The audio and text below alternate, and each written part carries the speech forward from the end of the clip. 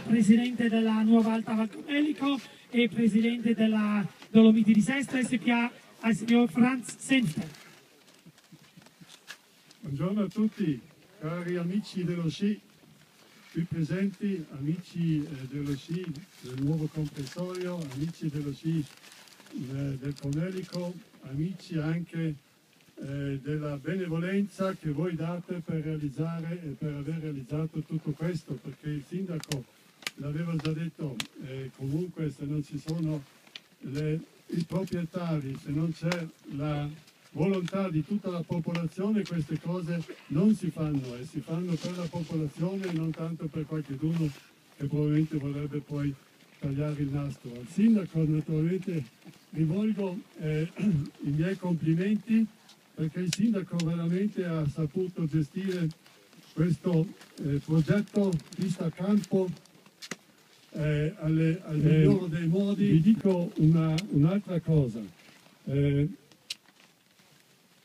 questa pista è l'unica novità importante nel tutto il comprensorio Super Sci Dolomiti quest'anno.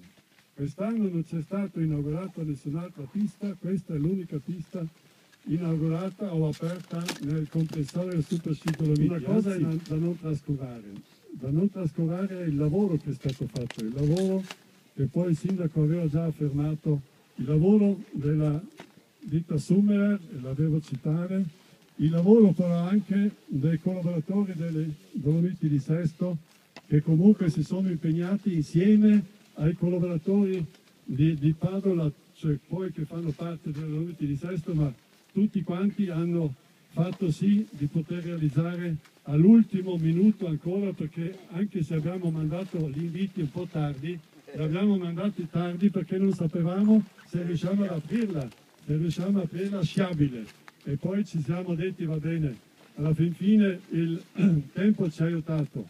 Io vi auguro, come anche il rappresentante della regione, buon Natale, un felice anno nuovo, ma vi auguro soprattutto una bella stagione sciistica sulle nostre piste e dentro nel Giro delle Cime. Grazie. Un grande applauso a Italo De Candido. Vada pure.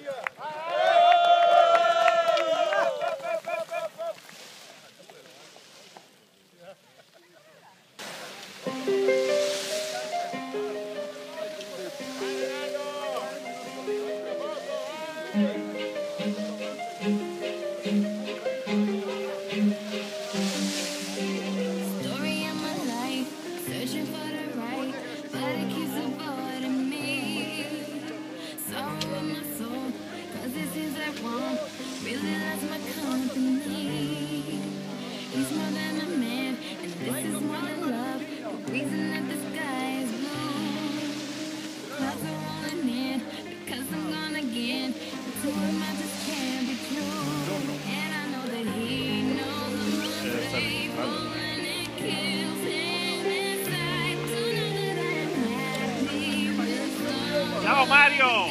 Ciao!